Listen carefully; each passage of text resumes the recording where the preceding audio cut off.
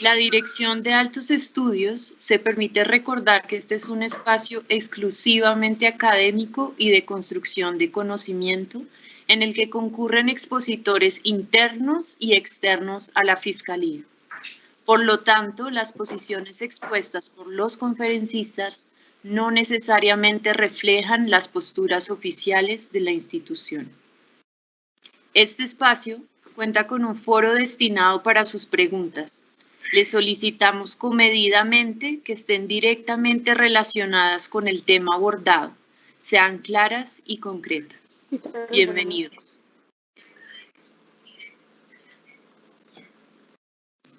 Iniciamos esta tercera semana ya de formación virtual. La Dirección de Altos Estudios se permite dar un saludo a todas las personas que están conectadas a través de nuestra plataforma virtual.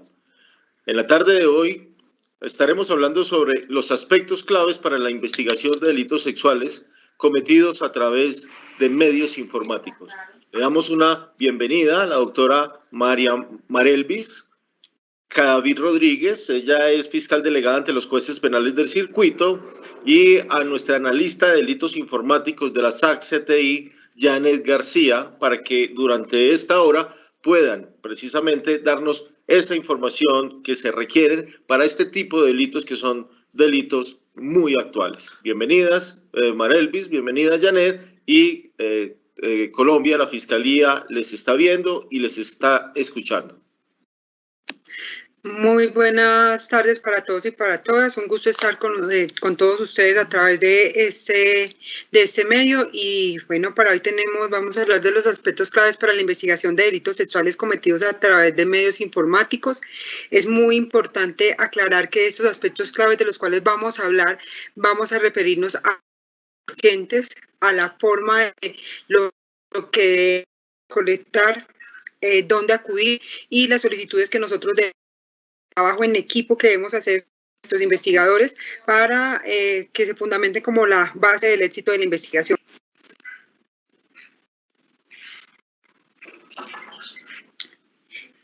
Tendremos dentro de lo que veremos el día de hoy, vamos a hablar de las definiciones de unas nuevas conductas, cómo se conocen en el mundo y cómo las podemos traer nosotros al mundo de derecho, la tipificación y aspectos claves para tener en cuenta en la recepción de denuncia y los actos urgentes, y dentro de ellos cuáles son las órdenes a policía judicial, las actuaciones que se desarrollan, la presentación del informe y la articulación interinstitucional para el trabajo que nosotros desarrollamos en esta temática. Muchas gracias, doctora Marelvis. Muchas gracias por las personas que se conectan en este momento a este conversatorio. La idea del día de hoy es de que empecemos a conocer cuáles son esas nuevas modalidades que se están presentando en los entornos virtuales. Pues ya podemos observar que ya nuestras relaciones personales ya empezaron a migrar a los entornos virtuales.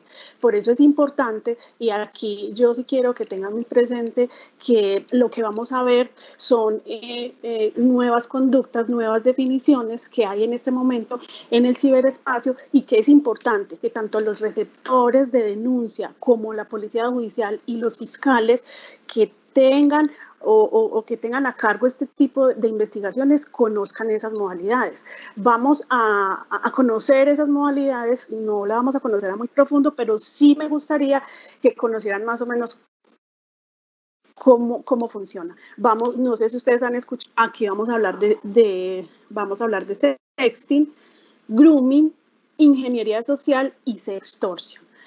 Son básicamente estas conductas en las que los ciberdelincuentes o los atacantes están utilizando para aumentar el número considerable de víctimas que hay en estos momentos y que pues reposan en los despachos judiciales. Vamos a empezar con nuestra primera definición, que es el sexting. Yo creo que muchos a través de sus hijos, de sus conocidos, han escuchado este término. Básicamente este término traduce, es una palabra inglesa que traduce sexo y texto, ¿cierto? Es una modalidad que utilizan en este momento no solo los menores de edad, niños, niñas y adolescentes, sino que también lo utilizan mayores de edad.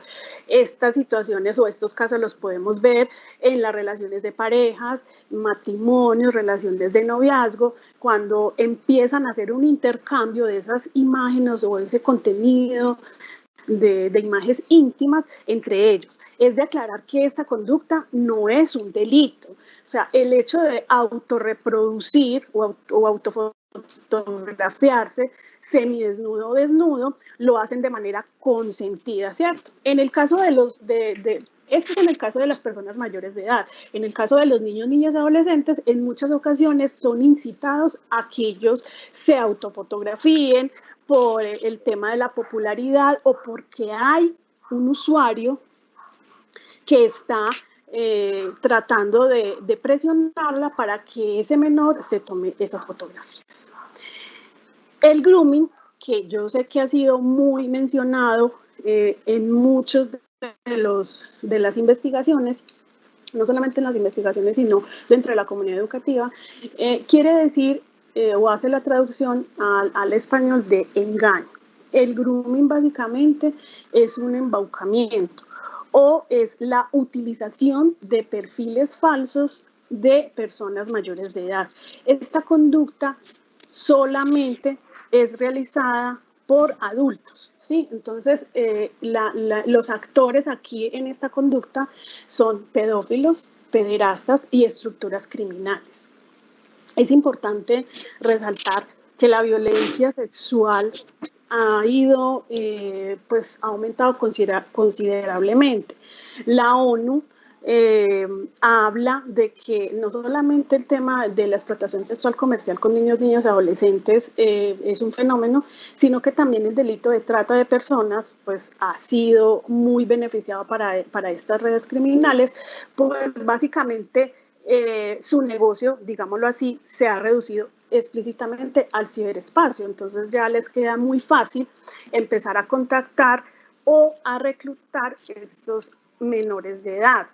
Hay que ver también que muchos proxenetas utilizan perfiles falsos de niñas adolescentes con el objetivo de captar otras menores. No sé si la doctora Marelvis quiere hacer un apunte referente a este tema del grooming. Pues básicamente, Janet, lo que pasa es que es importante, obviamente estamos hablando de ese engaño, de la forma como se puede traducir esto, y cada caso particular nos irá dimensionando a nosotros cómo vamos a tipificar un delito. Por eso es tan importante cuando al momento de la recepción de la denuncia nos señalen o nos indiquen particularidades que nos pueden a nosotros ir encaminando frente a la tipificación con relación a una conducta u otra. Frente a lo que es este engaño al que estás haciendo alusión, a la forma como las personas se presentan, puede haber un concurso de delitos, no solamente una afectación frente a los derechos sexuales y reproductivos que se tienen, sino que también puede haber un concurso con los delitos que en estos momentos tenemos como ciberdelitos y que están contenidos también en nuestra norma. Perfecto. Yo quisiera compartirles una página que básicamente está en la dark web o en el internet profundo, que es donde se comercializa todo lo que tiene que ver con material de abuso sexual infantil. Solamente quiero nombrarles esta página, no voy a hacer alusión de cómo se llama, sino que esta página hace alusión a que es un sitio web de colección de fotos y videos porno para niños desde el 2003. Y aquí pueden encontrar más de 70.000 fotos y más de 20.000 videos porno caseros de niñas de entre los 5 y los 16 años. ¿Cómo obtienen estas imágenes o cómo obtienen estos videos? Por la conducta del grooming. Porque pues esta conducta tiene varias etapas. Aquí no nos vamos a detener básicamente pues cómo se desarrolla, pero a través de un perfil falso se gana la confianza de un niño o una niña para que empiecen a enviar fotografías, empiezan a sugerirles fotos con ropa, luego sin ropa, luego que hagan una pose sensual y empiezan ya a exigir diferentes imágenes. Esas imágenes se comercializan en estos sitios, no solamente sino otro. Podemos estar hablando que un pack de 20.000 imágenes con material de abuso sexual infantil se puede estar comercializando entre unos $70. Entonces, por eso es importante que en el momento que se recepcione una víctima o que se esté recepcionando una denuncia, se debe activar de manera urgente los procedimientos a que haya lugar con relación a la recolección de evidencia digital. La sextorsión viene muy ligado al tema del grooming, pero también es igual, y aquí vamos a hacer la diferencia, vamos a hacer énfasis en dos situaciones. Hay exigencias de dinero y hay amenazas. Las exigencias de dinero básicamente van dirigidas a las personas adultas, ¿cierto? Una pareja o un matrimonio que se separó o que tuvo una infidelidad, entonces van a utilizar estas imágenes para amenazar a su pareja y decirles, voy a publicar esta información a tu nueva pareja, a tu familia. Entonces es donde se ven intimidadas estas personas con este tipo de conductas. Y con relación a los menores de edad, los groomers, como los llamamos o como los identificamos, proceden a decirles pues a estos niños o a estas niñas que tienen que continuar produciendo este tipo de imágenes. Hay groomer o atacantes o ciberdelincuentes, como los quieran llamar, donde hacen exigencias de 30 imágenes por día. Estos ciberdelincuentes trabajan las 24 horas del día, los 365 días del año. Conocen perfectamente a su víctima, conocen su familia. ¿Por qué? Porque toda la información la están publicando en las redes sociales. Este ciberdelincuente hace un estudio previo antes de contactar a esa víctima, quiénes son sus amigos, quiénes son sus padres, dónde estudia, quiénes son sus compañeras, quién es su mejor amiga. Ese estudio es tan importante y tan esencial porque es insumo para ganarse la confianza de ese niño o esa niña para después exigirle ese tipo de imágenes. Y a su vez eso va relacionado muy de la mano con la ingeniería social, que es simplemente el arte del engaño. Son esas técnicas que utilizan ellos para ganarse la confianza de un menor o inclusive de un adulto, porque aquí no hay límites de edad. No es que solamente los niños y las niñas van a terminar siendo afectados o que dicen, no, es que eso le pasó porque era menor de edad y no lo sabía. También son afectados los mayores. ¿Por qué? Porque hay muchas estructuras criminales que esto lo tienen como negocio. Inclusive tienen carteles donde tienen los nombres de cada trabajador, digámoslo así, ¿cierto? Entonces, en esa lista empiezan a decir quién es el mejor trabajador del mes, quién ha recaudado más dinero a nivel mensual. ¿Qué es lo que hacen ellos?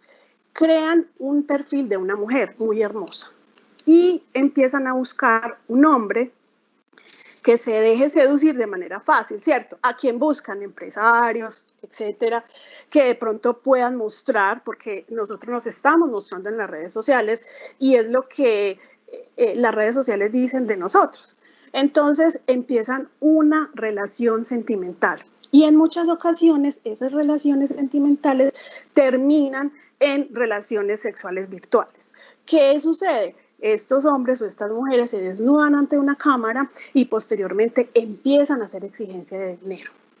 Entonces es aquí donde pues ya se llegan las denuncias. Generalmente esas exigencias de dinero llegan a los gaules. ¿Por qué? Porque como el delito, como hay dinero de por medio, entonces estas denuncias inmediatamente son recepcionadas allá. Pero independientemente de eso, ya sea en el GAUL, en el CABIF, en el CAIBAS, en las URIs, en una unidad en salas de atención al usuario, donde sea, se debe realizar los actos urgentes. Precisamente eso es lo que vamos a hablar de cuáles son esas partes o esos procedimientos que debe hacer la policía judicial en esos eventos. Janet, antes de continuar con esta parte de la tipología, me hacías recordar en el tema de las denuncias lo importante que es no tener ningún estereotipo. ¿Por qué? Porque las conductas que has señalado, uno habla de la libertad y el derecho a intimidad en el caso de los adultos.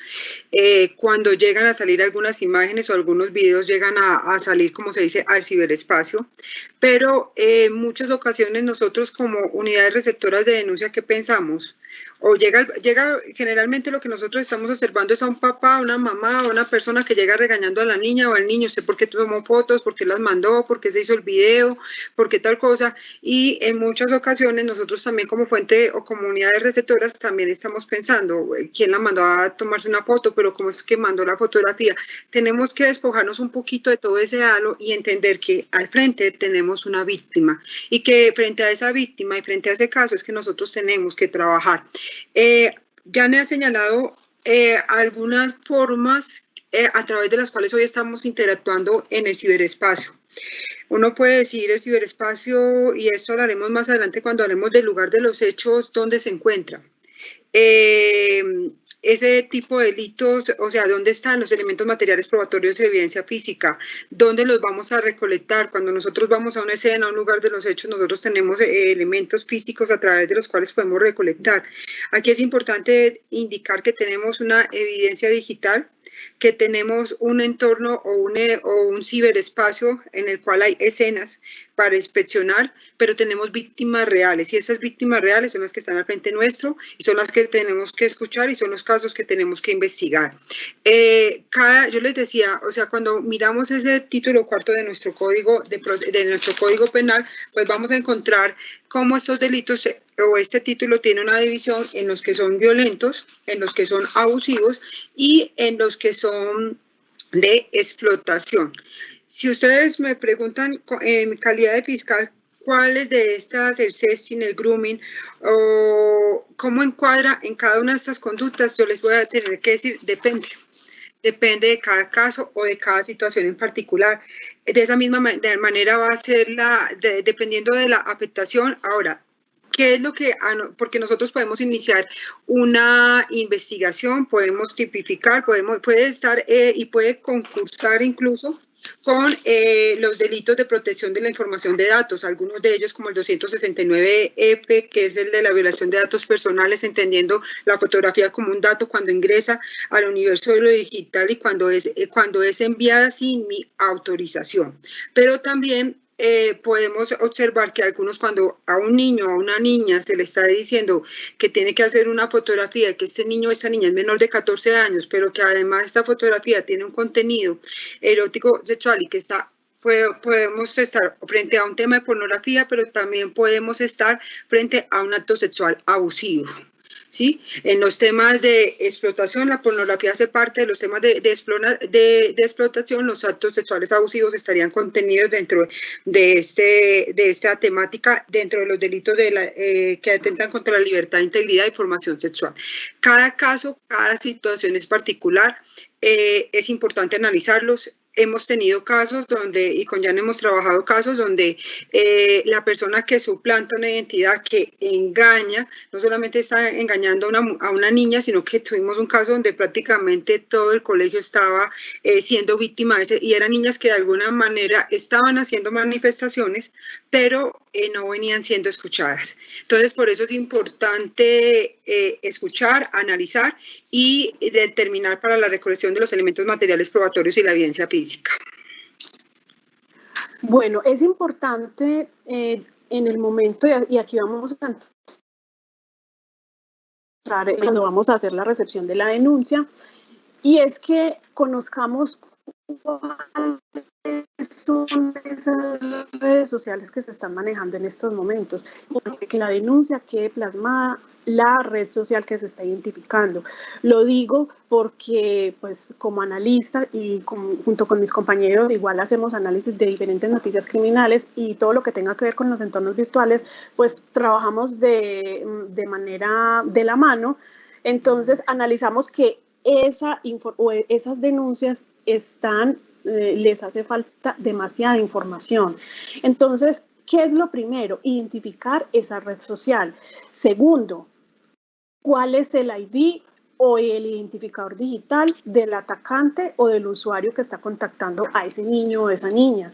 ¿Por qué es importante? No es lo mismo que una mamá o un papá vaya a la fiscalía o a la unidad receptora y diga, es que Juan Pérez está atacando a mi hija, la está acosando, mi hija le ha enviado muchas imágenes desnuda y entonces está amenazando con publicarlas en el colegio.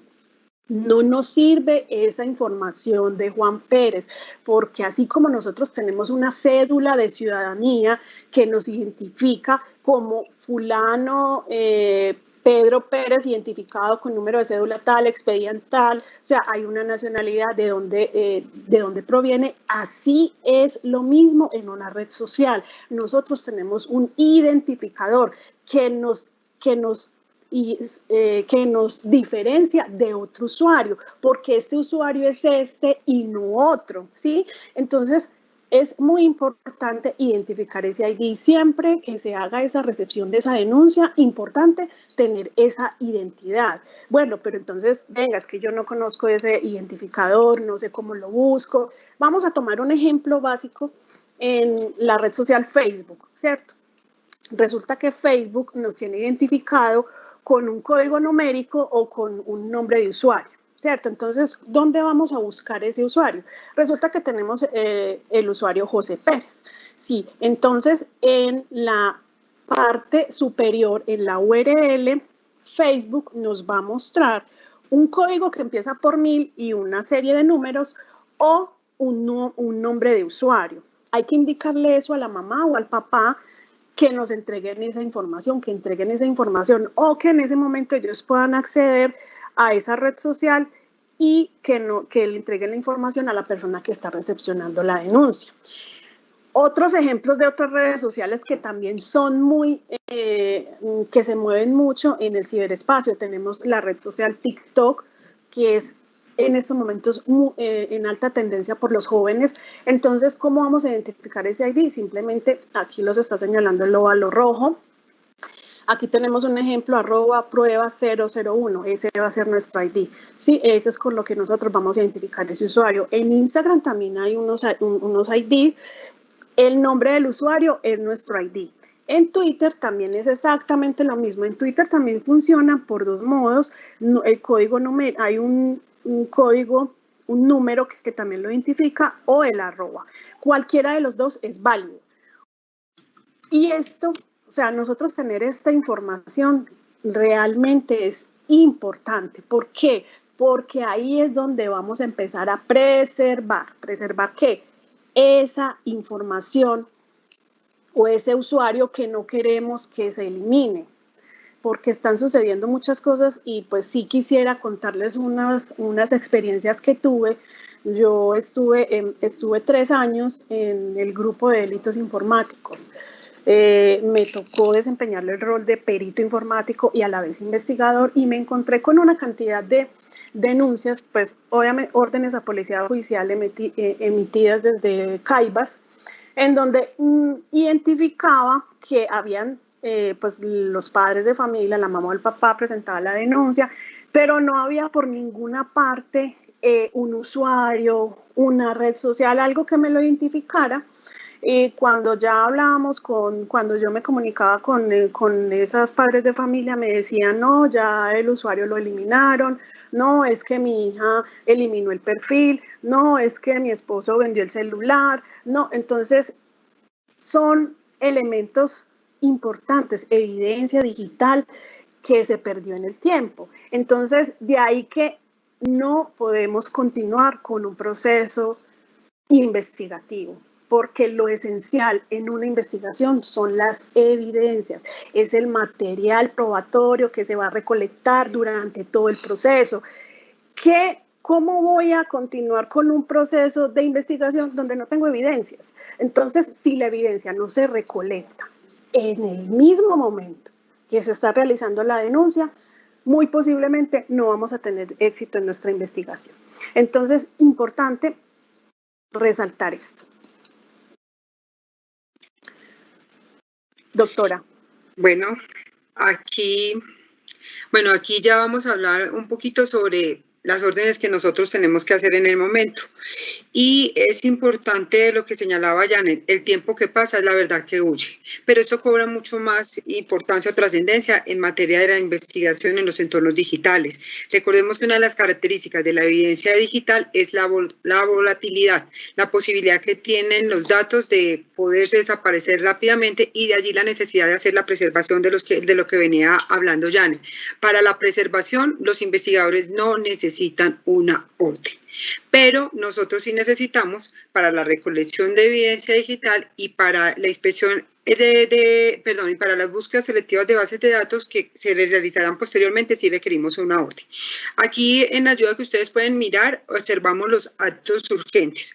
¿Se requiere una orden a policía judicial para realizar una inspección? No, el artículo 205 del Código de Procedimiento Penal establece cuáles son los actos de investigación que no requieren orden.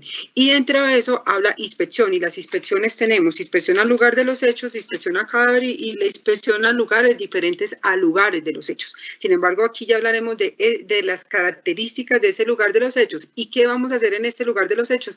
Recolectar elementos materiales probatorios, que es la evidencia digital. El mismo artículo 205 tiene como fundamento, y dentro de los actos urgentes, la recolección de esos elementos materiales probatorios y evidencia física, y aquí haremos alusión obviamente a esa preservación que se hace inicialmente y la forma como se va a realizar esa inspección en ese momento, pero es fundamental realizar esa inspección. Creo que en todos los delitos, esta mañana también hablaba la doctora María Teresa de la importancia de hacerlo en delitos, no solamente en delitos sexuales, sino en delitos de violencia basada en género, porque es un imperativo, no solamente porque es un imperativo legal, sino por la oportunidad y el momento que nosotros tenemos para la recolección de esta evidencia. Es único, no vamos a tener otra posibilidad, pero incluso aquí no vamos a tener la posibilidad que en algunas ocasiones tenemos de retornar a la escena y encontrar esa escena en la misma forma o en las mismas circunstancias en que la habíamos dejado. Perfecto. Ya nuestro lugar de los hechos no cambia, simplemente cambia digámoslo así, cambia del modo físico a un modo virtual, pero relativamente el procedimiento y los protocolos que existen para la inspección a lugares o inspección al lugar de los hechos es exactamente igual. Debemos de manejar la misma guía.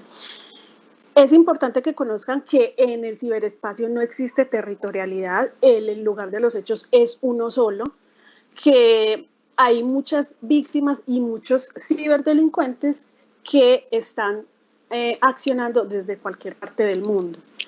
Y que el tema de la explotación sexual comercial en línea es un modo fácil de adquirir dinero sobre estas redes criminales, especialmente, como les hablaba al principio, del delito de trata de personas. ¿Sí? Doctora, ¿va a hablar algo?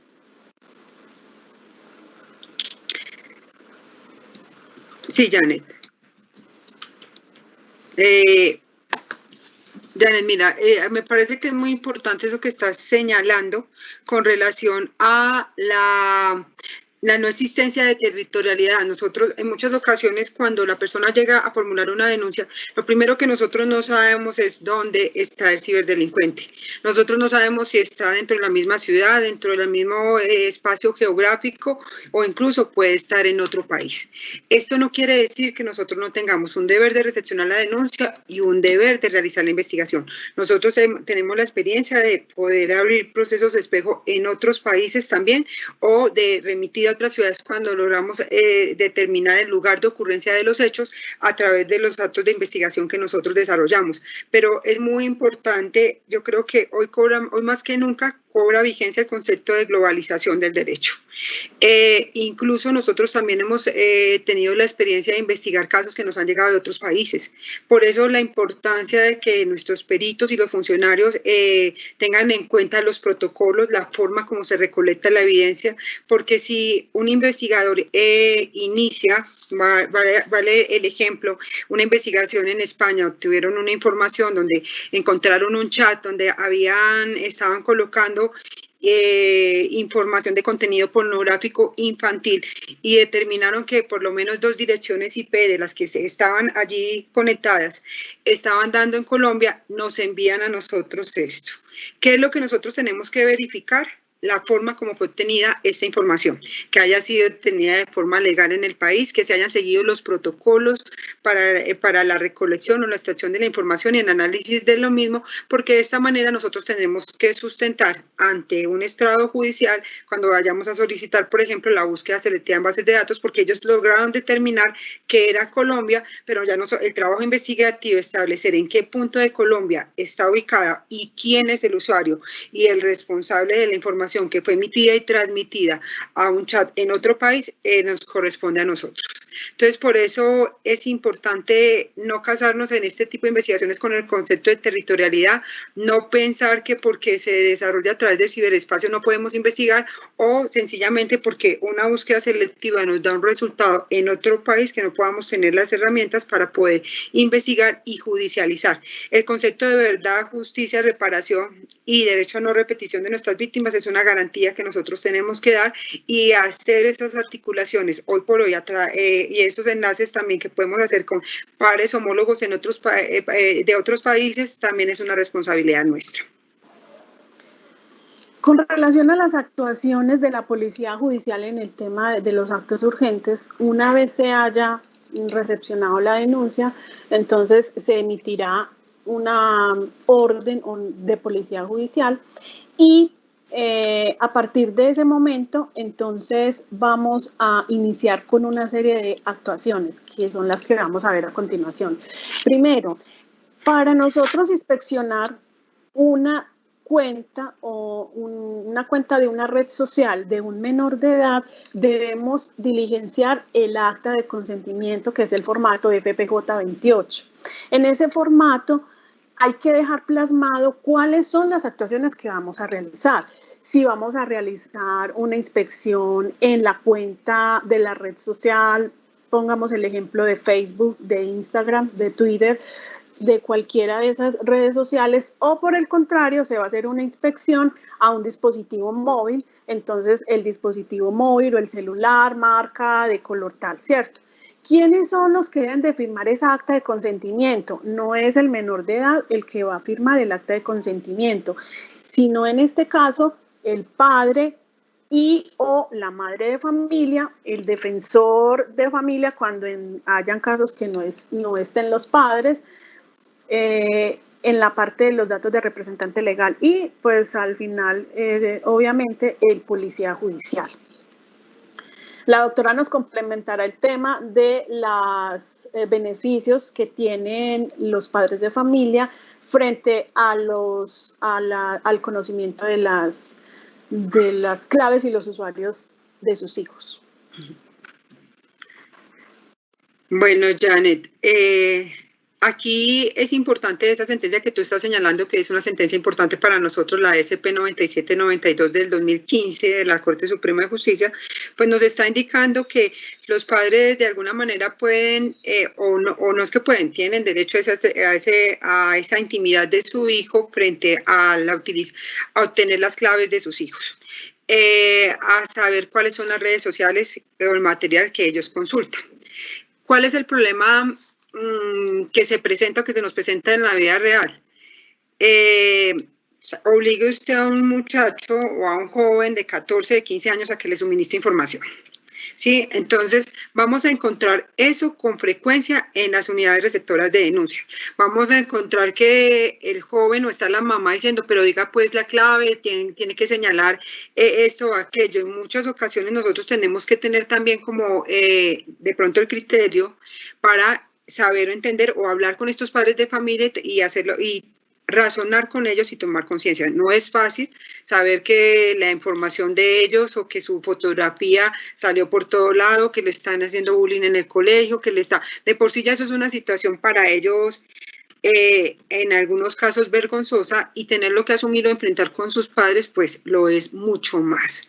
Entonces, en algunas ocasiones también, y esto a manera de sugerencia, pues también se les ha indicado, se les ha señalado que nos den la posibilidad también de hablar con estos jóvenes. Obviamente, el acta de consentimiento es para el suministro de esa información, pero en muchas ocasiones va a ser mucho más fácil que se lo suministre al funcionario de policía judicial o a la unidad receptora de denuncia que al mismo padre de familia. Esto también es, como se dice, importante señalar y sensibilizar a los padres de familia que su hijo es una víctima, que su hijo no tiene la culpa, y creo que eso es de las cosas más fundamentales, que tampoco, si no quiere compartir una clave en ese momento, como que no lo va a obligar o que no lo puede obligar, porque es que aunque la sentencia lo señale y de todo, siempre creo que la mejor metodología para muchas cosas será el amor y la comprensión, y es parte de lo que nos corresponde a nosotros en este área. Muy bien, gracias, doctora. Siguiendo el procedimiento, entonces ya una vez tengamos esa acta de consentimiento, vamos a proceder a diligenciar el formato de acta de inspección a lugares, el FPJ9, donde vamos a dejar plasmado la actividad que vamos a desarrollar, es decir, quién es la persona que nos va a acompañar en esa inspección, la hora en que se inicia esa diligencia y, muy importante, en el lugar, en el punto 2 donde se dice descripción del lugar de la diligencia, incluyendo los hallazgos y procedimientos, se van a capturar todas las imágenes o toda la información que encontremos. Lo digo, señalo el tema capturar porque es una manera más sencilla de mostrarle al fiscal qué fue lo que se halló dentro de la red social, porque la recolección de la evidencia digital, eso posteriormente se irá a recolectar en un CD o en el medio que tengamos para iniciar la cadena de custodia. Entonces, los procedimientos que hayan videos, independientemente, el policía judicial puede elegir cómo va a realizar esa diligencia, si la va a grabar en video o si va a realizar capturas de pantalla y va a dejar un paso a paso, cómo inició, qué fue lo que inspeccionó, en qué páginas estuvo navegando y la hora de finalización, y posteriormente qué fue lo que encontró y qué fue lo que recolectó. Entonces, en esta inspección a lugares debe firmar también ese padre o madre de familia o un defensor, ¿cierto? En caso de que no estén los padres, y el policía judicial. Importante con los casos que tengamos por WhatsApp.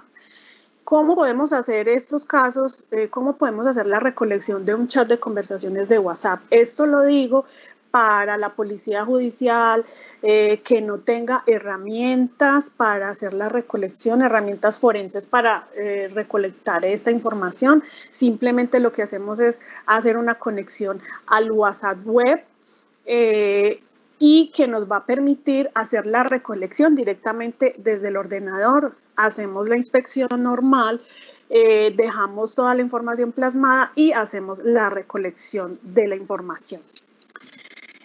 Una vez que hayamos realizado todos esos procedimientos, ¿cierto?, del acta de consentimiento, el acta de inspección a lugares, ya identificamos quién es el usuario. Entonces, en este caso, vamos a hablar que es un usuario y empezamos el ejemplo que el usuario es de Facebook. Resulta que Facebook tiene una plataforma especialmente para los grupos de seguridad de la ley y el orden a nivel mundial. Y esa plataforma o esa página la podemos encontrar en www.facebook.com/records. En esa página, ¿quiénes van a entrar?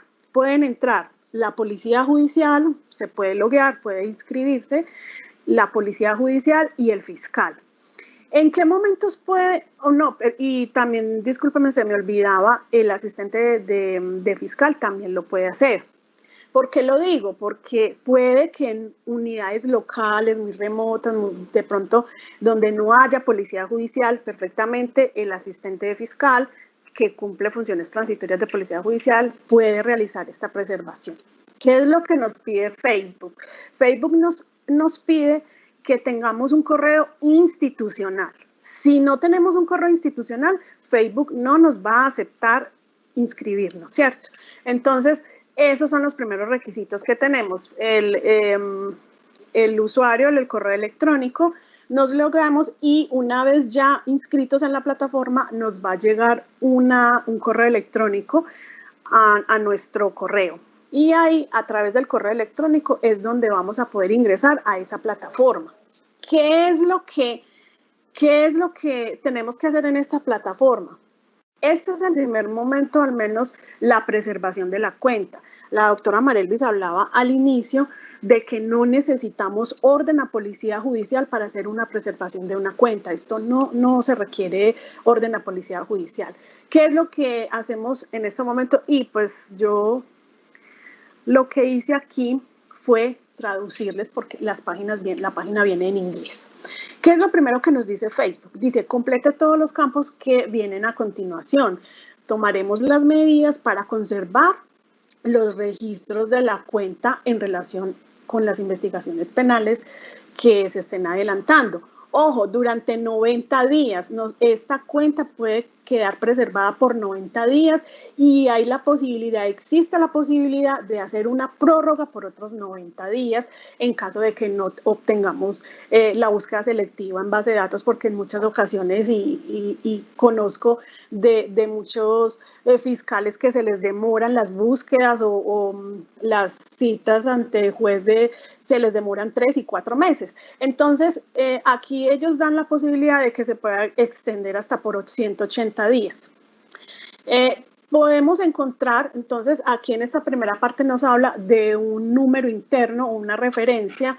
Inicialmente no la vamos a colocar, o en otras ocasiones podemos colocar el número del SPOA, es válido, no hay ningún problema. La plataforma de Facebook es dueña en este momento de Instagram y de WhatsApp, ¿sí? Entonces, en esta plataforma podemos hacer preservaciones tanto de la cuenta de Facebook como de las cuentas de Instagram.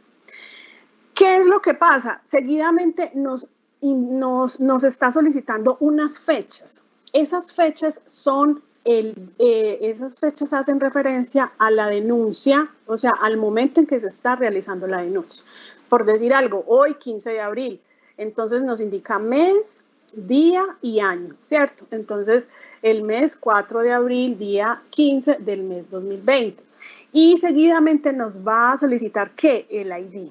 Por eso es importante que primero, lo ideal es que primero se realice el acta de inspección a lugares, donde yo voy a identificar cuál es ese ID de ese usuario.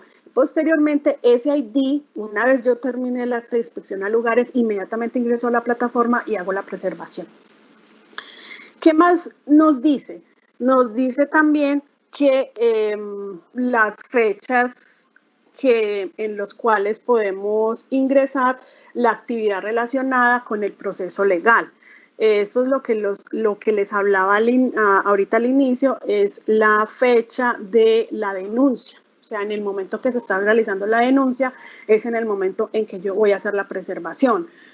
Que me están haciendo también una solicitud de registros, unas fechas. Nos van a pedir cuáles fueron las fechas en las que se ejecutaron las acciones o las conductas o la publicación de las imágenes, ¿cierto? Entonces vamos a hacer un requerimiento, digamos, de los primeros 3 meses del 2020, entonces podemos decir que necesitamos información o información que se haya recaudado desde el 1 de enero del 2020 hasta el 15 de abril, ¿cierto? Y finalmente nos indica que debemos dar fe, y esto lo traducí textual, literal de la plataforma, hay que dar fe de que soy un agente de la ley autorizado para solicitar los registros de cuenta y toda la información que es proporcionada respecto al proceso legal. Específicamente, esto es lo que tenemos que hacer, lo enviamos y ya nuestra cuenta queda preservada.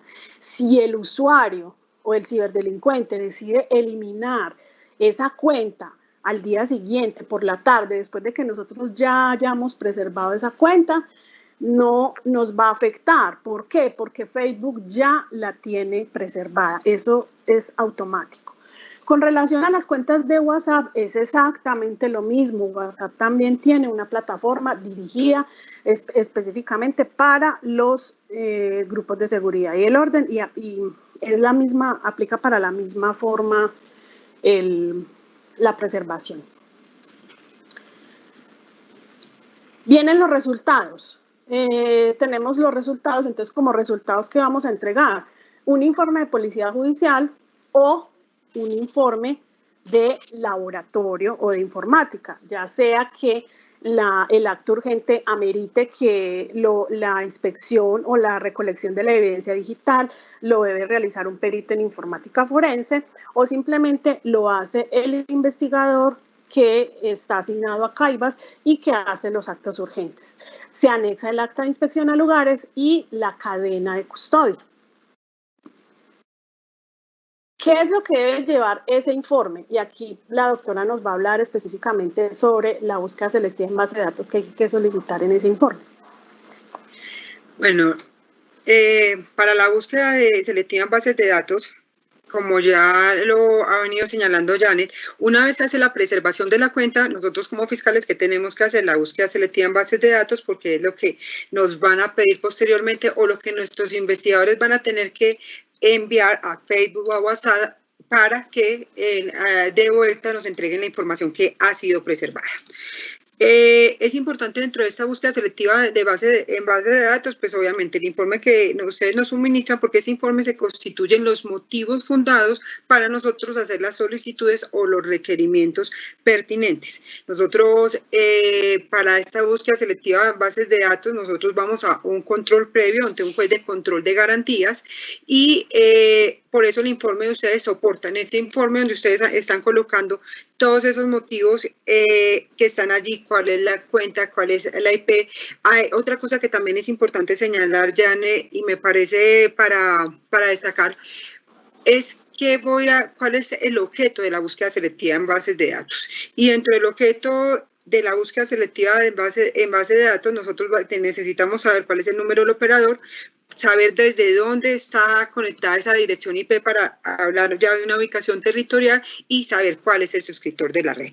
En algunas ocasiones nuestros investigadores, y esto depende de la forma como se haya obtenido la información, como lo decía Janet, dependiendo del acto urgente que se haya realizado y la forma de extracción, pues si yo tengo imágenes, estas imágenes en muchas ocasiones cuando son imágenes de contenido pornográfico infantil, estas imágenes va a tener un número, o sea, además de la cadena de custodia, como fiscal, para mí es muy importante que ustedes me referencien, cuando estamos hablando de la parte técnica, me referencien o nos referencien el hash de la imagen, porque ese hash de la imagen se convierte en la identificación de esa imagen y desde ese primer momento en que estoy haciendo una búsqueda selectiva en bases de datos y que estoy realizando una argumentación ante el juez de control de garantías con fundamento en el informe que me está pasando mi compañero de trabajo, el servidor de policía judicial, estoy demostrando o empiezo a trabajar lo que es el concepto de mismidad. Esa imagen que está siendo presentada o que se preservó en su momento, que yo necesito, pues es lo mismo que voy a ir llevando a lo largo de toda la actuación y que me va a quedar contenida en los diferentes registros que voy a hacer, incluso porque más adelante servirá de soporte, incluso en la audiencia preparatoria en la que nosotros vamos a estar. Por eso es importante que nosotros tengamos en cuenta esto para la solicitud en las búsquedas de bases de datos. Hay algo que siempre preguntan. Era importante en el momento en que la persona fue a formular la denuncia para obtener la información del medio de almacenamiento, concurrir a una búsqueda selectiva en bases de datos. No.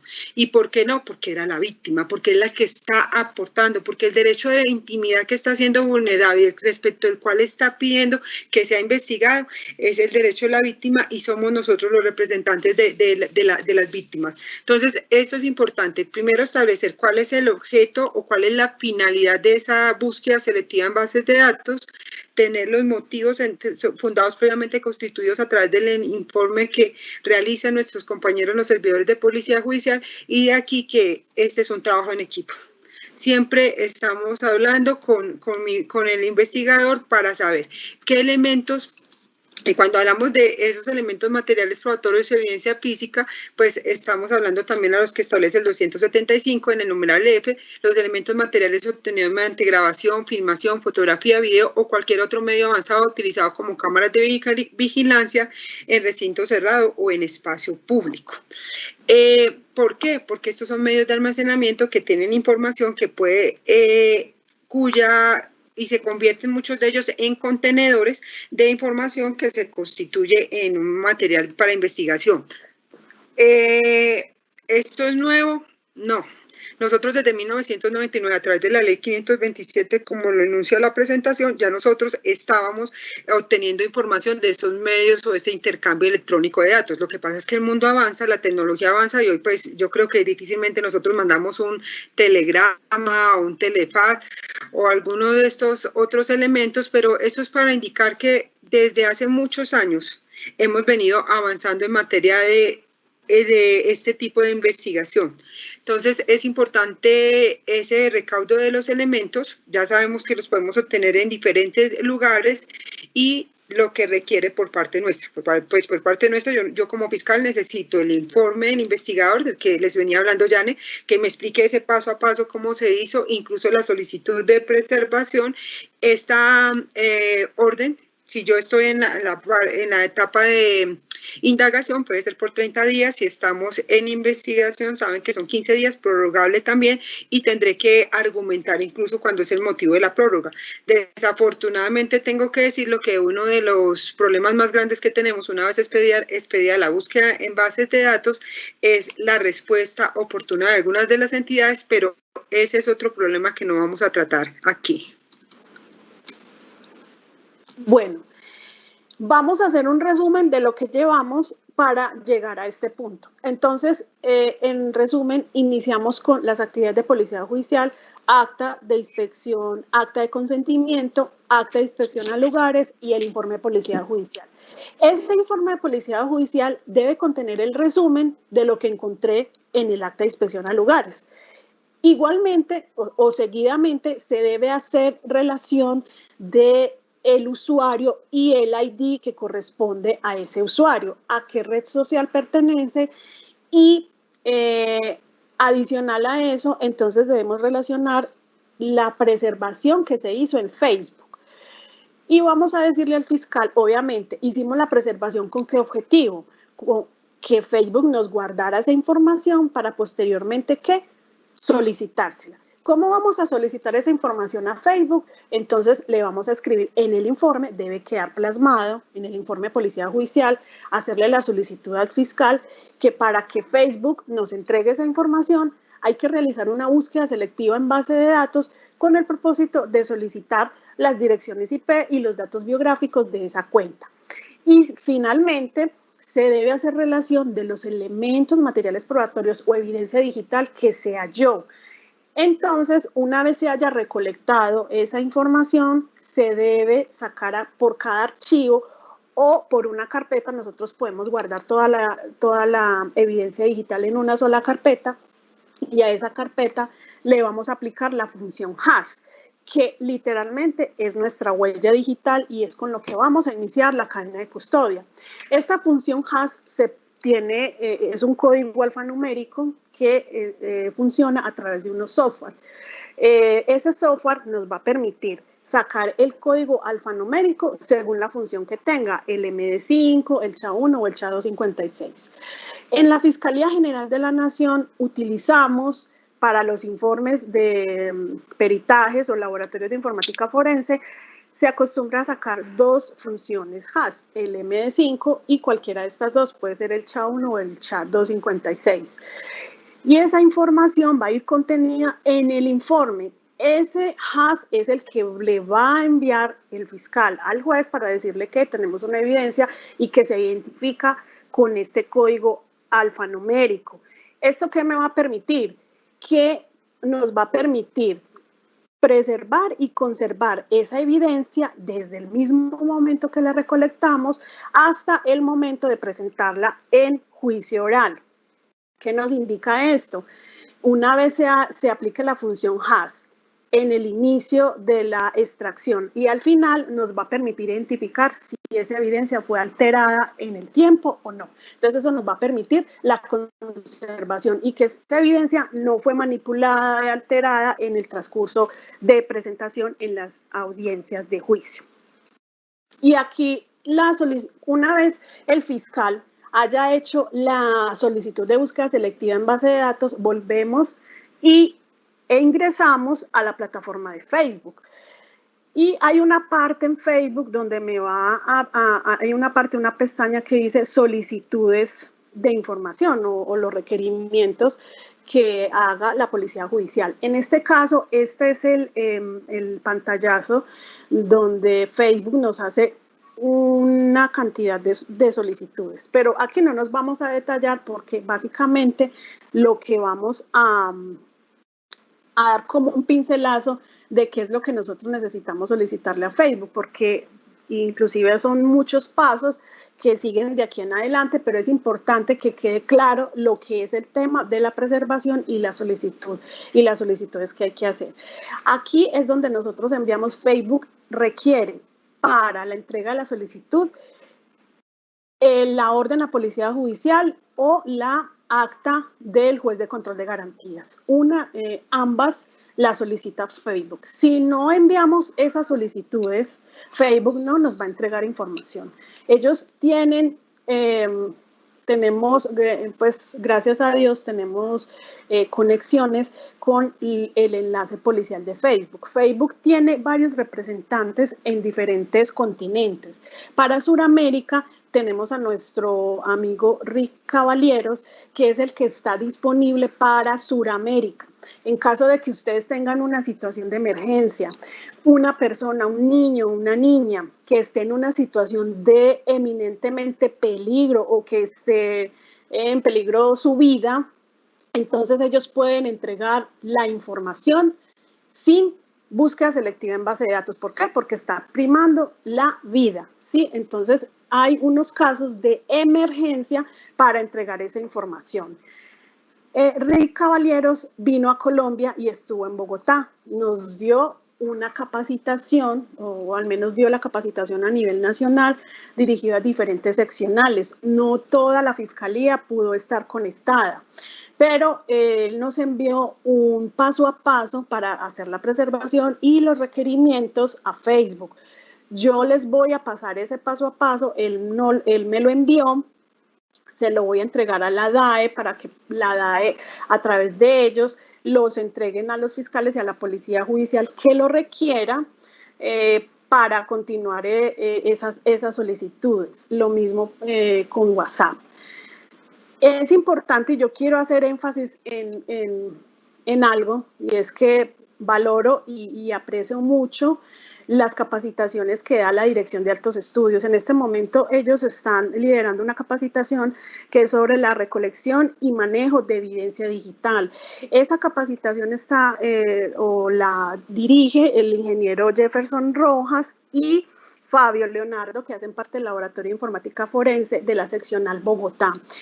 Están yendo a cada seccional y resulta que la DAE está dando cupos para los fiscales y para la policía judicial. Y créanme que los fiscales no están aprovechando esa capacitación. Esa capacitación es 3 días. Con mucho respeto, yo les sugiero que vayan a esa. Cuando ustedes conozcan que esa capacitación se va a dictar en sus seccionales, por favor, señores fiscales, inscríbanse porque es fundamental que los fiscales conozcan esos procedimientos para que trabajen de la mano y construyan sus programas metodológicos. Porque los casos que se presentan a nivel de ciberespacio, si se manejan bien, son muy exitosos y a la vez dan resultados en poco tiempo. Entonces, les recomiendo esta capacitación. Ahí van a salir pues perfectamente expertos en el tema de todo lo que tiene que ver con la recolección de la evidencia digital, temas de OSINT y todo el tema que tenga que ver con los delitos a través de medios informáticos. Es más, nos facilitan herramientas que ya posee la Fiscalía General de la Nación y que no las conocemos, para que todos nos capacitemos. Esto no es exclusivamente de las unidades de delitos informáticos. Aquí la necesidad es que la policía judicial se capacite en esto, en la recolección de evidencia digital. Es que ya los delitos en los entornos físicos ya migraron. Para los ciberdelincuentes es más beneficioso delinquir en el ciberespacio que en un entorno físico. Y para finalizar, es importante que se articulen. Yo hago parte del programa Futuro Colombia y participo en las charlas donde vamos a las instituciones educativas. Una sugerencia y es que en las denuncias también deben de colocar la institución educativa donde estudia el niño, el niña o el adolescente.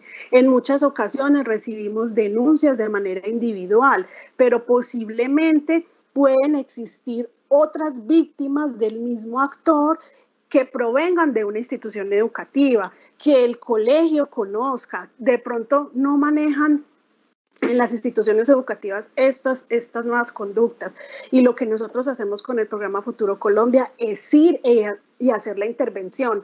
Cuando identificamos un caso de explotación sexual comercial con un menor de edad, inmediatamente le preguntamos a la mamá dónde estudia la niña. ¿Para qué? Para que seguidamente hagamos una intervención a la institución e identificar si hay más víctimas. Entonces, pues es aconsejable y articularnos también con el bienestar familiar y medicina legal y los centros de salud, porque las víctimas no llegan primero a la fiscalía. Generalmente, pues la mayoría de veces, o puede que lleguen a un centro de salud, puede que lleguen a bienestar familiar, y ellos también tienen que estar hablando el mismo idioma que hablamos todos. De ahí importante, resalto la ponencia del doctor Pupo, donde decía que debemos trabajar en equipo. Entonces me parece importante ese trabajo. Doctora Arelis. Gracias, Janet. Ya estamos finalizando. Yo siempre he hablado de esa articulación interinstitucional, la necesidad de trabajar en equipo, de articularnos indiscutiblemente. No pensar simplemente que la recolección de información es simplemente porque se dan en la transmisión de datos o de fotografías o de esto. Hay mucha información que queda o que está en el ciberespacio que puede aportar a nuestras investigaciones, no solamente en materia de delitos sexuales.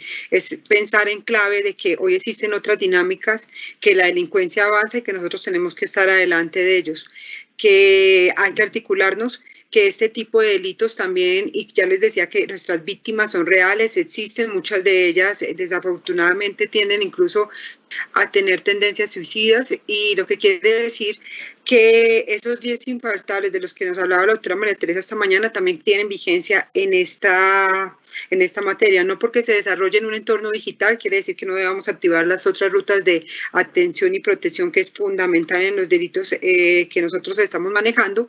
Entonces es básicamente eso, el trabajo en equipo. Tú lo decías ahorita, la necesidad de capacitarnos e instruirnos todos los días.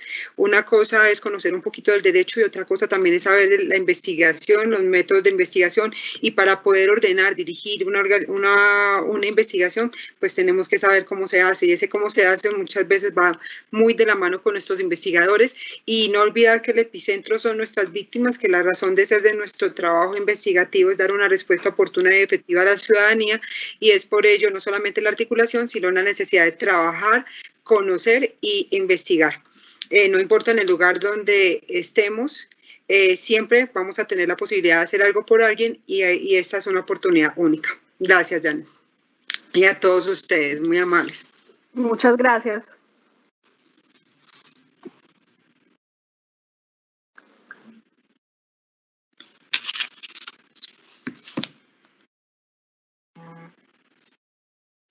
Con esta, bueno, ya sería así, con esta ya estaríamos culminando nuestra intervención. Muchísimas gracias a ustedes, doctora Marielvis, y a Janet por tan interesante charla con tantos aspectos prácticos, útiles para nuestros servidores. Muchísimas gracias. Estoy segura que muchos sacaron provecho de toda esta transmisión. Entonces vamos a pasar a unas preguntas. La primera pregunta es, cuando un adolescente de 16 años envía fotos voluntariamente y llega la mamá a colocar un denuncio porque no está de acuerdo con lo que el hijo está haciendo y el adolescente le dice que nadie lo obligó, que él lo quería hacer, ¿qué delito sería? Bueno,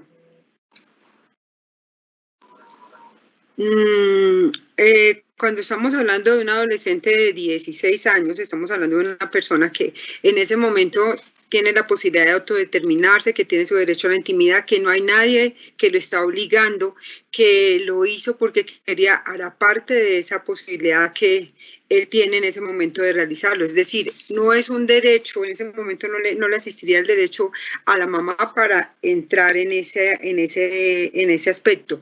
Cosa diferente, si esta mamá presume que este joven o que le envió estas fotografías es porque está siendo parte de una red, porque está siendo comercializado, porque ahí estaríamos hablando de los temas de pornografía o de la demanda de explotación sexual en un momento determinado. Por eso les digo, cada caso, con cada arista, será una situación particular. Pero reitero, si es el caso específico donde es el joven que está enviando la fotografía, simplemente que se la está enviando a su novia o a la persona que él quiera, pues ahí también hablamos de ese derecho de su intimidad y de su autodeterminación.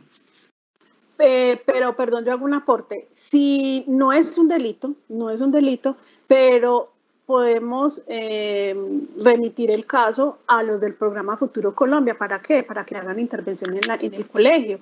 Puede que él esté haciendo esa actividad y otros compañeros o de pronto sus madres o sus padres no hayan caído o no hayan identificado que sus hijos también están haciendo lo mismo y puede que sí sean víctimas. Entonces, cuando hacemos intervención en las instituciones educativas, se nos acercan inclusive alumnos que no se atreven ni siquiera a hablarles a sus padres o a sus profesores, se nos arriman y nos dicen, mira, es que a mí me está pasando algo igual que tú acabas de decir. Entonces, ahí es donde podemos abordar y recolectar información. Entonces, no dejemos ir esas personas, no dejemos ir esas víctimas, si bien de pronto ahí no hay delito, ¿cierto? Él está compartiendo sus fotografías, pero hay que hacer prevención, o sea, hay que tratar, puede que en este momento no exista el delito, pero en un futuro sí. Entonces, lo mejor es actuar antes de y no después de.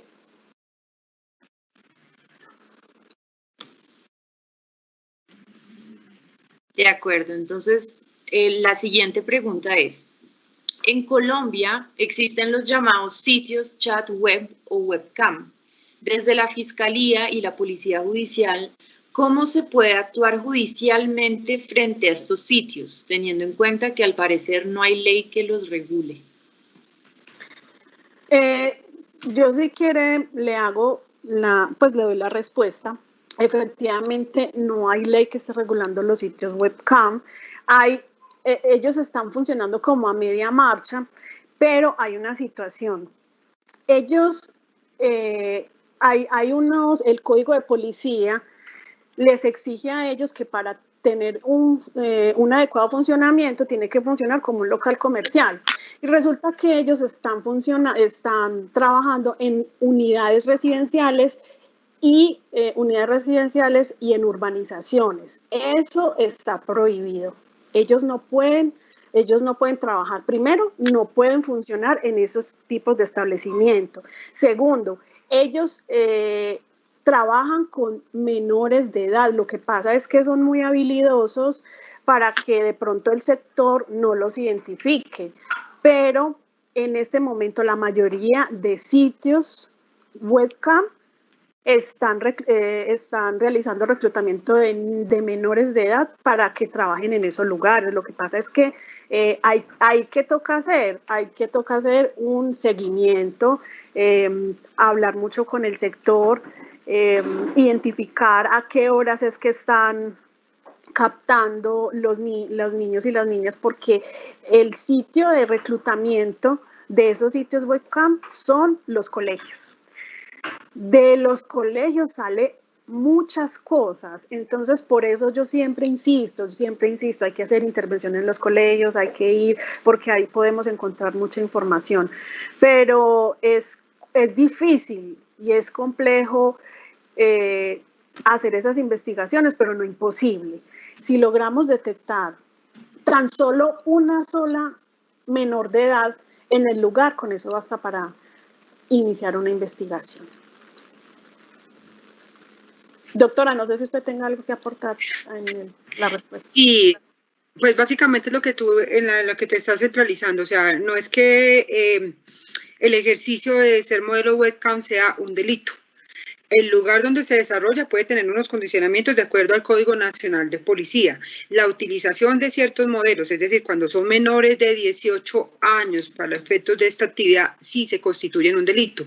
Y también la obligatoriedad, porque muchas de las jóvenes, aún siendo mayores de edad, están siendo obligadas para la prestación de este servicio o la inducción a la prostitución. O sea, puede que algunos de los delitos que hablan de la demanda de explotación, perdón, que hablan de explotación sexual, tengan su punto de encuentro en estos sitios.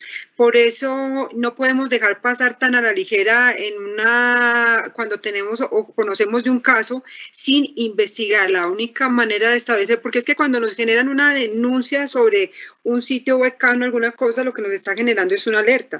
Y lo que tú decías, muchas veces se camuflan por sitios de modelaje, incluso hay sitios donde las mismas mamás han llevado a las niñas que para que les hagan la prueba de modelaje, y es allí donde no solamente hacen este tipo de pruebas, sino que en algunas ocasiones se materializan porque se pasa de la virtualidad a la realidad, la forma en que se contactan, en que se llevan estas niñas a todo esto, de hecho, que tiene el dueño del negocio webcam, tiene que hacer unas pruebas y entre esas pruebas puede ser un acceso carnal.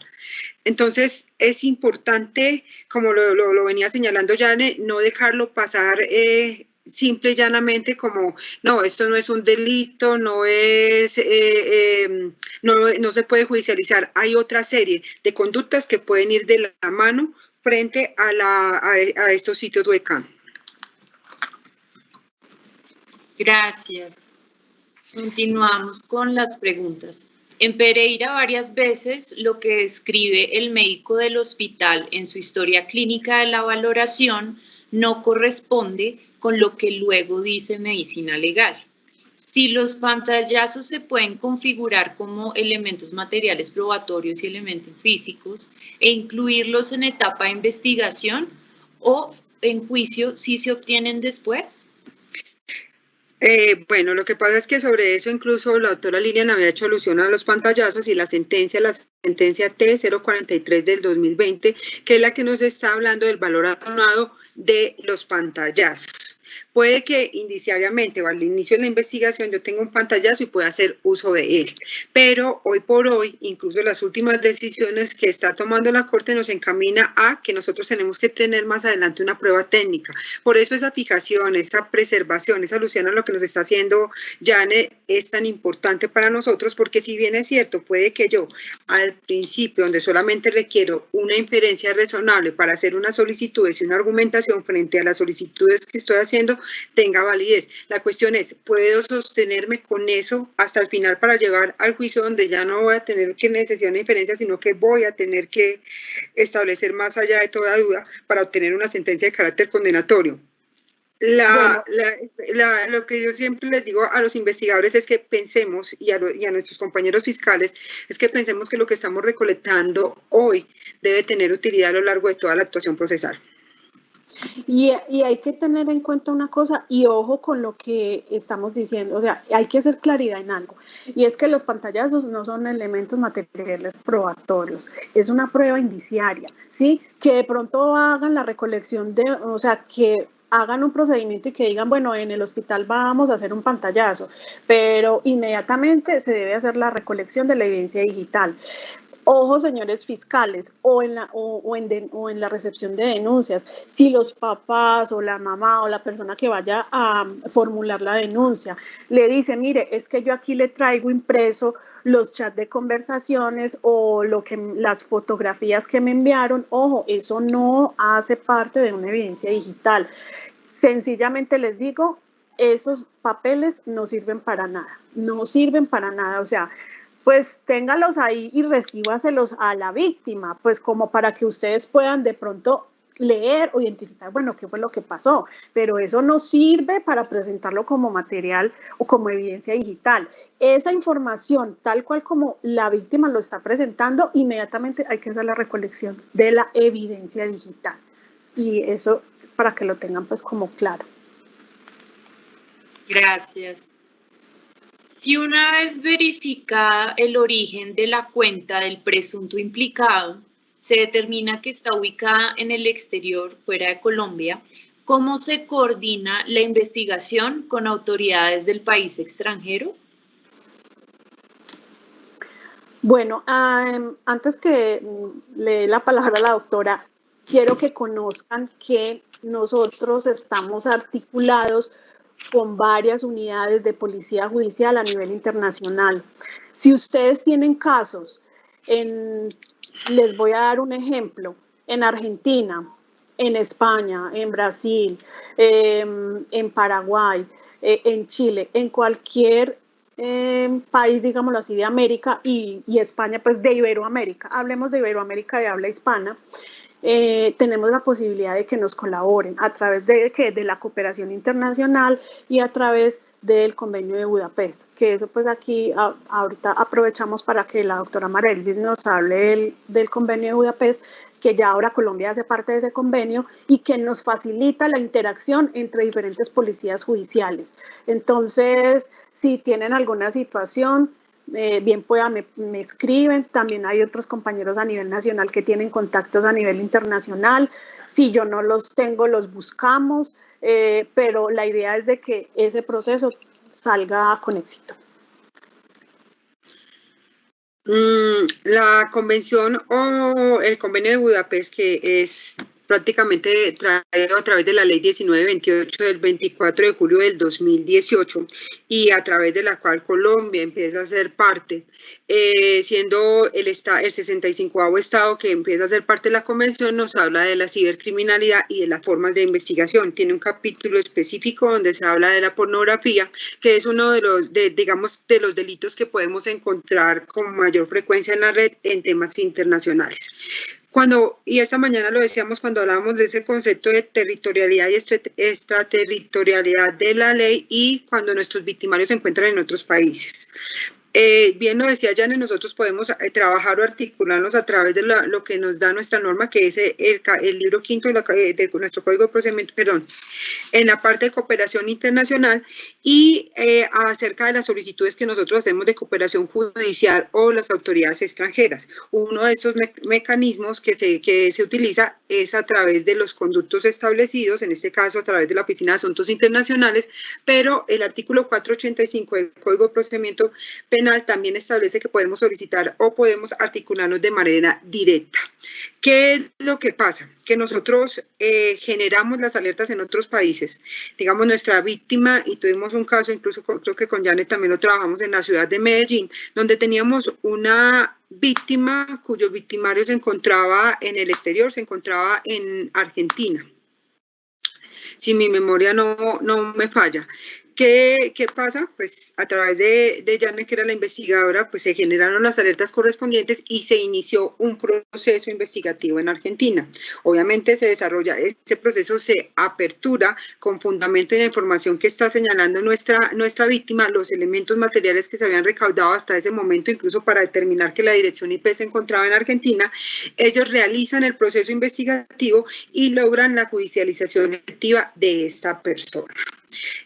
Son los retos que nos está imponiendo hoy el ciberespacio, la ciberdelincuencia, y desafortunadamente en el ciberespacio no existen las barreras geográficas. Una de las cosas que yo siempre señalo es que si la delincuencia no tiene esas barreras geográficas, nosotros como investigadores y como entes administradores de justicia tampoco las debemos de tener. Es decir, ese hoy por hoy no puede ser un límite, bien sea a través de los mecanismos de cooperación y articulación internacional o a través, como lo señala Janet, tener la posibilidad de interactuar con nuestros pares homólogos en otros países. El concepto de verdad, justicia, reparación y derecho de repetición a nuestras víctimas estaría garantizado en la medida que se desarrolle un efectivo proceso de judicialización. En el caso que les hacía referencia, esta niña estaba casi que limitada ni siquiera a salir de su casa porque esta persona que se encontraba desde Argentina había hecho tanto trabajo, tanta ingeniería social que sabía dónde estudiaba, cuáles eran las amiguitas, a qué horas.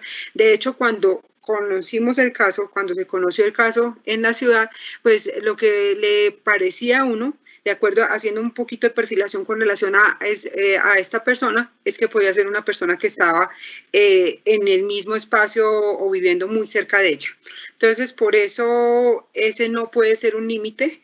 Tenemos que encontrar cuáles son las herramientas para poderlos articularnos de una forma efectiva y acordémonos que en este sentido la inmediatez es fundamental, porque no opera con que empecemos la investigación, tengamos todos los datos de la información y tengamos que esperar 4 o 5 meses para nosotros poder dar aviso o dar cuenta a otra autoridad para que se inicie el proceso en otro lugar. Gracias.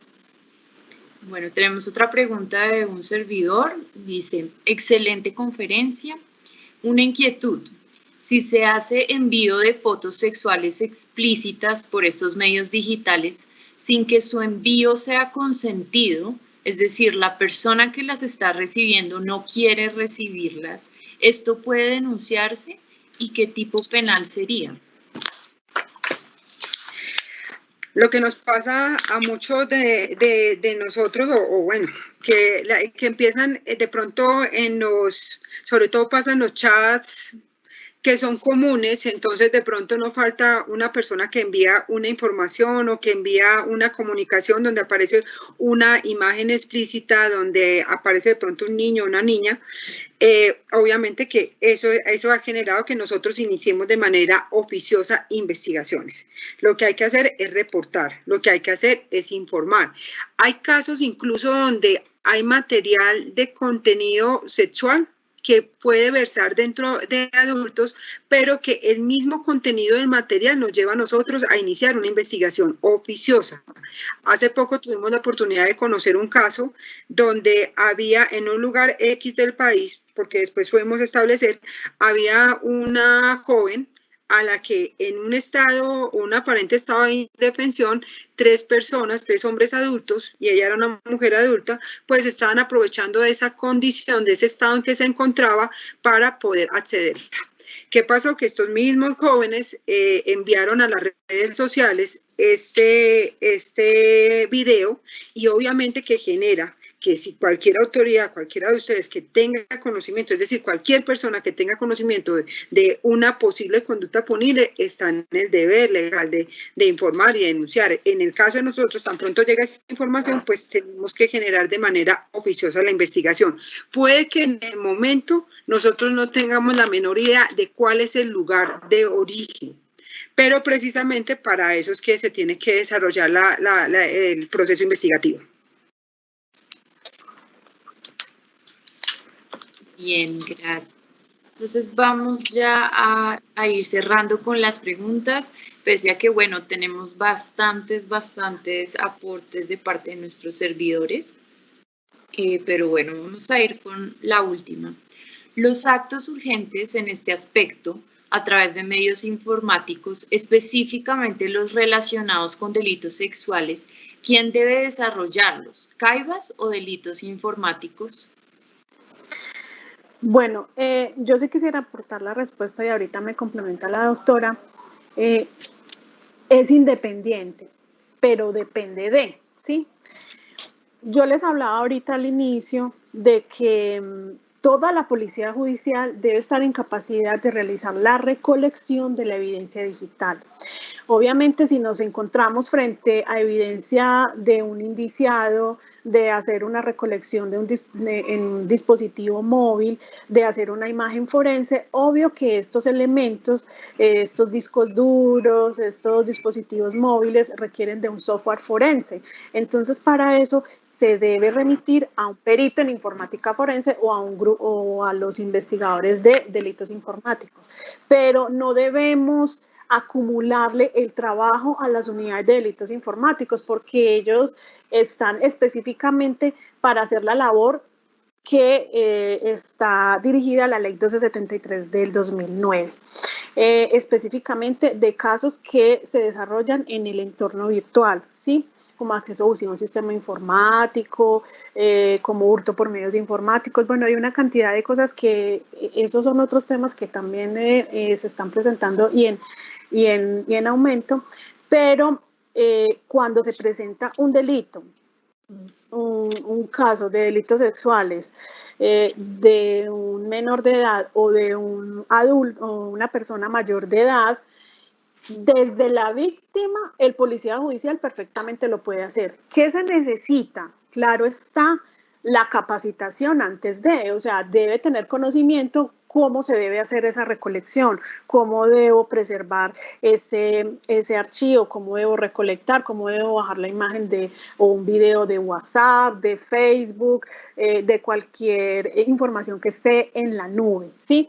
O de un correo electrónico, cómo debo identificar la información que hay en una imagen, cuáles son sus metadatos, bueno, específicamente. Eso lo puede hacer cualquier policía judicial, previo a una capacitación, ¿sí? Al menos una capacitación básica se puede hacer. Por ejemplo, en estos momentos CAIBAS de la seccional Medellín, los investigadores de actos urgentes están realizando la recolección de esas evidencias. Se les hizo una capacitación básica de cómo realizar esa extracción desde la víctima, claro está, y ellos están haciendo esos procedimientos. Perfectamente lo puede hacer el policía judicial. Doctora Marelvis, quería complementar la respuesta. No, básicamente es lo mismo, Janet, o sea, es indicar que depende de las capacidades que se tengan también y depende de la clase de extracción que se vaya a realizar o se vaya a desarrollar en el medio de almacenamiento. También de la posibilidad que se tenga y también del conocimiento. Siempre diré, si usted no lo sabe hacer, mejor ni lo haga porque corremos el riesgo de perderlo para siempre. Sí. Este es un trabajo en equipo, o sea, aquí no es si es CAIBAS o son delitos informáticos o esto, sino quién tiene la capacidad de apoyar y colaborar. Ahora, la invitación que yo hago siempre a las unidades informáticas es: capacitemos, repliquemos a nuestros compañeros también de policía judicial, enseñémosle cuál es el procedimiento, cómo hacerse fácil y cómo realizarlo en las unidades receptoras de denuncia. Uno, menos trabajo para ellos, por decirlo así, porque en muchas ocasiones generaría un desplazamiento hasta donde estuviese la unidad receptora de denuncia. Otro, la oportunidad que tenemos de tenerla inicialmente y de tenerla de carácter inmediato, mientras que yo recepciono una denuncia y digo, genero una orden para que se vaya a una unidad de delitos informáticos y tengo que llevar en muchas ocasiones el medio de almacenamiento que supongamos que es el teléfono celular de la víctima, pero que es el teléfono celular, él es comerciante o ella es comerciante y eso es un medio de trabajo. Entonces, tampoco podemos entrar a esto. Esto es una invitación a capacitarnos, a hacer todos los días de una mejor manera nuestro trabajo. Hoy a entender que la cibercriminalidad nos coloca nuevos retos, nuevas exigencias también a nosotros como investigadores y que este no es un tema solamente de ingenieros ni de técnicos, este es un tema que nos compete a todos, incluso nosotros como fiscales, porque la única manera en que yo voy a poder argumentar algo es conociendo de ello. Es dejar de ser... cuando no somos nativos digitales, es aprender de que la digitalidad no es algo a lo que tengamos que tener miedo, es algo que tenemos que enfrentarnos y que tenemos que conocer para poder trabajar en esta temática. Las preguntas que quedaron faltando, con mucho gusto nos las envían al correo, nosotros tratamos de respondérselas y las otras dudas que tengan, con el mayor de los gustos, pues le responderemos. Así es, muchísimas gracias, doctora Marelvis, Janet, muchísimas gracias por aportes tan importantes. Se reconoce la experiencia y todo el trabajo que hay detrás. Muchísimas gracias por compartirlo con todos los servidores y a ustedes, los asistentes, muchísimas gracias por sintonizar de nuevo este espacio digital también, acomodándonos a nuestro contexto. Y muchísimas gracias de nuevo, doctoras. les deseamos una buena tarde a todos y los invitamos además a las próximas conferencias que van a ser el día de mañana a las 10 de la mañana, hechos jurídicamente relevantes a las 10 de la mañana y luego en la tarde la huella psicológica en la violencia intrafamiliar. Los esperamos, muchísimas gracias de nuevo y hasta luego. Buena tarde.